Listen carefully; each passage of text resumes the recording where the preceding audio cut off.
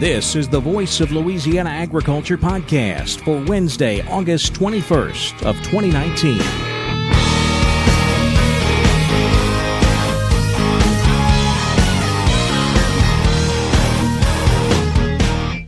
Welcome to the Voice of Louisiana Agriculture podcast, a look at the latest news in Louisiana agriculture. Now, here's the host of the Voice of Louisiana Agriculture podcast, Carrie Martin. Checking Ag News headlines, President Donald Trump is warning there will be more pain from the trade war with China until the Chinese agree to an acceptable deal. Trump told reporters Tuesday whether the trade war is good for our country or bad for our country in the short term, long term, it's imperative that somebody does this. Trump insisted he is not worried that the disruption will lead to a recession. The Pro Farmer Crop Tour continues this week. Yesterday, the western leg of the tour went through Nebraska. Western Tour leader Jeff Wilson says the crop was average. He says there weren't many home runs, but there weren't many strikeouts either.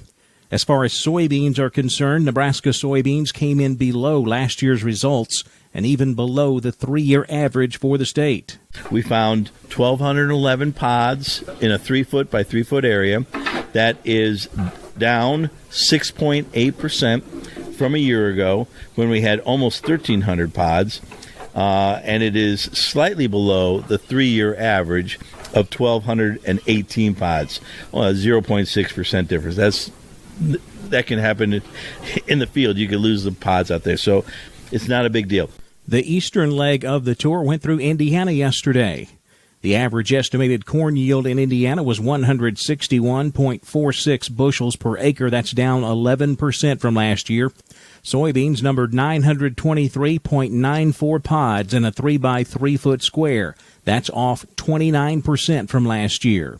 Pro Farmer editor Brian Greet. What we saw in Indiana was better than what we saw in Ohio, but it wasn't a whole lot better, to be honest with you. It's still immature, still has a long ways to go, still a lot of question marks. The yields were better, the pod counts were better, but they still weren't up to standard for what the state of Indiana anticipates growing. And you know, that's the biggest takeaway, I think, from the first 2 days. Immaturity and a lot of question marks on these crops. The Pro Farmer Crop Tour continues today through Iowa. Farmers now have new electronic options to pay at the USDA's Farm Service Agency. Gary Crawford has more from Washington. Cash, check, money order, or wire. Up to now, those have been the only ways farmers could pay the USDA's Farm Service Agency. However, for some Farm Service Agency programs, they now can do paperless transactions with regard to payments. FSA Associate Administrator Steve Peterson says that agencies now accepting debit cards and automated clearinghouse debit payments, so you can call with your card number or checking account number and make a payment that way if you want. However, for now, that type of payment only being accepted for certain programs. We're doing it for farm loan repayments, for measurement service, for farm debt repayments. If they're purchasing aerial photography, they can also use this transaction. So about half of FSA's programs can handle paperless payments. And our goal is to expand that to all FSA programs. No timeline on that just yet, but with just the programs in the system now, and if half of FSA's customers use the new payment options, USDA calculating in the first year, it'll save the agency about $1 million in administrative costs. Could save farmers a lot of time as well. Gary Crawford, U.S. Department of Agriculture, Washington. This fall, the Louisiana Department of Agriculture and Forestry is launching a program to collect unwanted pesticides from agricultural producers across the state who need assistance disposing of them properly. Louisiana Commissioner of Agriculture and Forestry Mike Strange says the unwanted pesticide pickup program will be conducted at various locations in the state.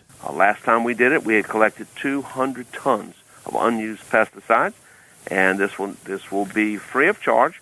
And so at first, our extension agents for the LSU Ag Center will be doing a inventory, and then we're going to set up pickup stations, and we will dispose of those unwanted chemicals that are on the farm to get this cleaned up out of the environment. Strange says there is no cost to the farmer, and it is completely anonymous for those who want to participate. The U.S.-China trade war is still no closer to a resolution, and it may not be until after the next presidential election. And Don Molino reports that the ongoing dispute is badly disrupting the Louisiana soybean producer. Kyle McCann, assistant to the Louisiana Farm Bureau president, points out the soybean crop is the most affected by the war for the second year in a row. Last year was absolutely devastating to some because of the way in which the market was hit and the lack of trade at a critical harvest time. It really hurt producers on the southern half of the crop. This year, we've begun to harvest a little bit. We haven't had quite the weather issues that we had last year, which compounded these trade issues, but we're still seeing prices lower than what we expected back in the spring. Last year alone, you saw over a $2 decline in prices. Then with market impacts related to weather, a lot of people saw even lower prices than that. This year, starting off with, weren't as high in the spring price as we were the previous year, but we've still seen things fall off well over $1 to the mid $8 range right now. McCann also points out soybean prices right now are break-even at best. In reality, the soybean market that we operate in is a world market, and half the production is from the U.S. and the other half is from South America. However, the biggest single buyer in the world, biggest single consumer is China. For the U.S., in terms of exports, the number 2 export market is Mexico, and they're just a small fraction of what China accounts for. So there's no great replacement. So when you look at this and this being protracted on for some period of time, it is very concerning because there's just not a good market that will take the place of China in the world market and therefore impacting world prices. Louisiana exports 95% of its soybean crop, and China accounts for 2/3 of U.S. soybean exports. While soybeans is the most directly impacted by China, any type of trade disturbance like this, also by the fact that it impacts soybean acres, also will impact other acreage and corresponding prices, such as corn and the like. Some commodities aren't as hit as bad by China because they're not a major importer from us. However, soybeans is the single largest row crop in the state, where we normally grow somewhere around 1.3 million acres. So it does impact almost every producer in the state. I'm Don Molino on the Voice of Louisiana Agriculture podcast. That's a look at some of the latest headlines in Louisiana agriculture. Don't forget, you can stay up to date by checking out our website, voiceoflaag.com. voiceoflaag.com. We update that website every weekday with all the latest news and happenings in Louisiana agriculture. And while you're there, be sure to subscribe to our daily e-newsletter. It's called The Daily Voice. Right there on the homepage of the website, there's a button you can click, fill out your name and email address, and we'll send you all of the latest news and happenings in Louisiana agriculture right to your inbox, 5 a.m. every weekday morning. Now let's look at the markets on the Voice of Louisiana Agriculture podcast. We didn't get a turnaround Tuesday yesterday, but we did see a turnaround today. We finished higher in soybeans, corn, and wheat.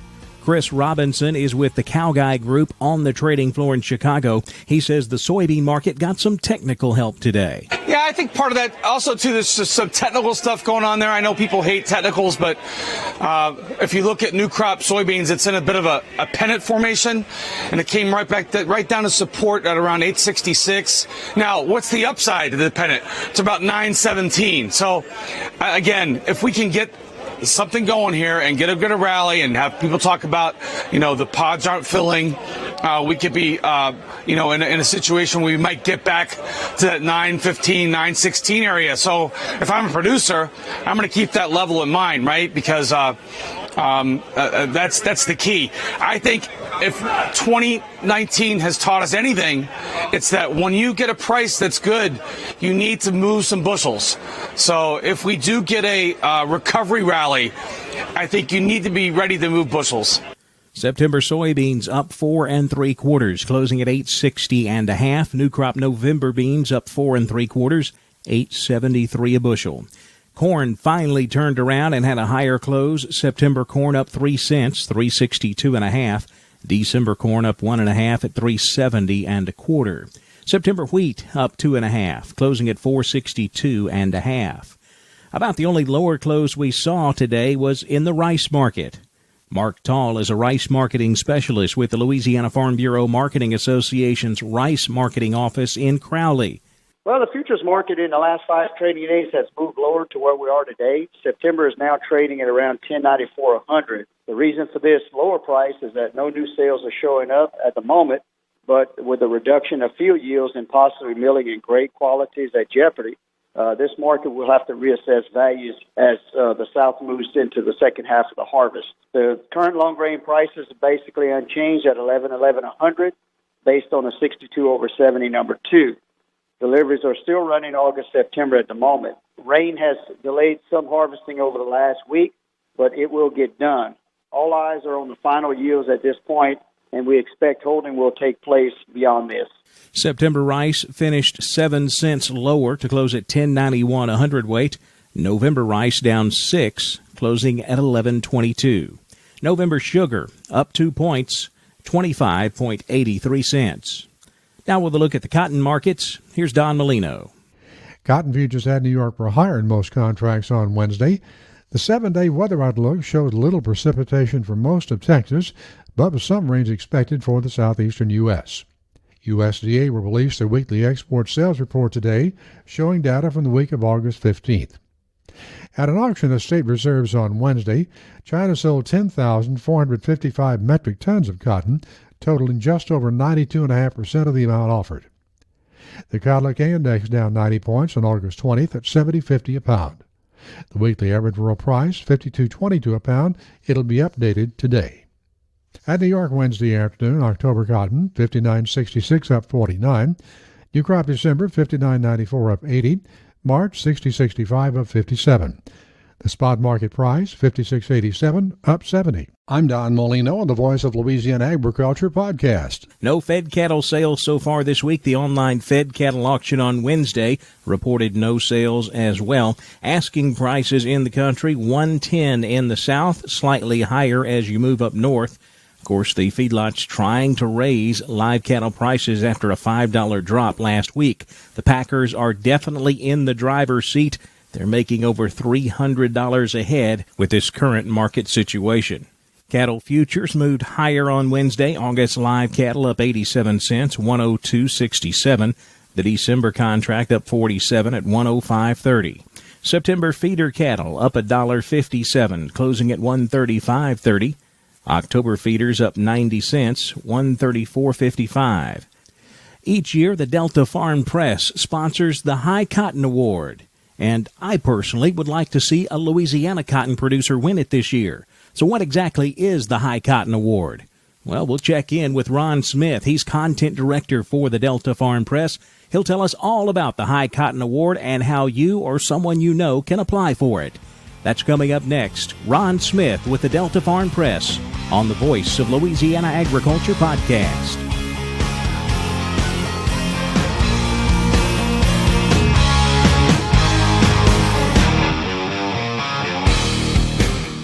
What comes out of the ground creates energy and has been a major contributor to Louisiana's economy for over 2 centuries? No, it's not oil. It's sugar. Sugarcane, sweet sugarcane. Ever since the Jesuits began cultivating sugar in colonial Louisiana, this sweet crop has had a major impact on our economic well-being.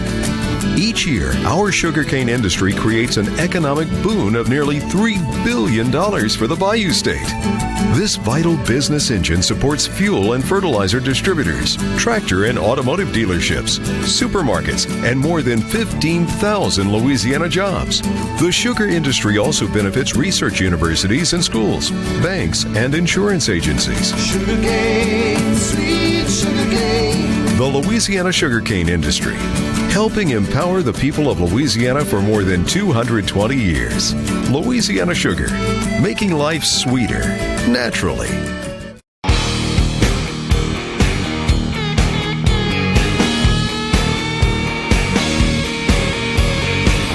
The Voice of Louisiana Agriculture podcast. Our guest today is Ron Smith. Ron is content director for the Delta Farm Press, a publication that I know a lot of you read. Ron, let's talk about the High Cotton Award that Delta Farm Press is sponsoring and has sponsored for many years. Tell me about the High Cotton Award and what it's all about.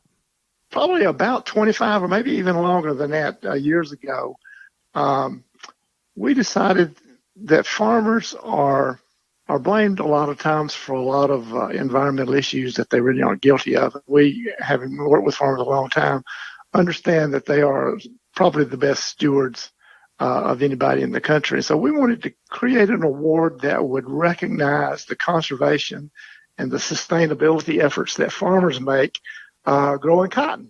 And that was really the backbone. And we worked with the Cotton Foundation to create this award. And like I say, it's been going on for 25 years, a little longer. I wish I had that exact number for you. Well, Ron, how do you go about picking the winner? How does the selection process go? We usually try to let people know, the people in the cotton industry know that, hey, it's time to start thinking about this. And we have nomination forms on our website, or you can call us or just send us an email, say, hey, I would like a nomination form, and we will get one to you. And people who know cotton and know those people who are good cotton producers and who are really good stewards of the land, we encourage them to find those people and fill out one of these forms. Make sure that the farmer is willing to accept it. Not all of them are, but most are.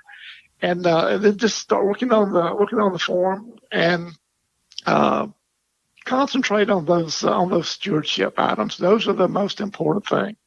Ron, I see on your website where cotton growers need to meet 3 important criteria. Number 1, they need to be a full-time grower who gets a profitable return from cotton, and that can be challenging this year.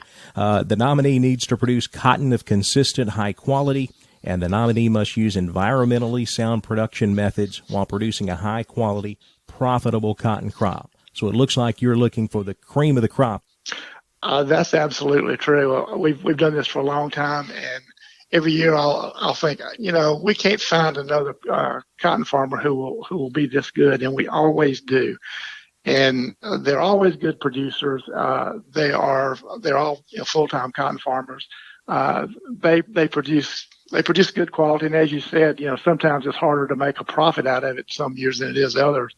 But they're always up there with good yields, efficient production, and that's the stewardship. And what we're calling sustainability now, that makes it possible for farmers to do this job, to produce high quality cotton and produce the pounds necessary, and do it in an environmentally sound way. And it's amazing at some of the processes and the production practices that we found on these farms. They are amazing stewards.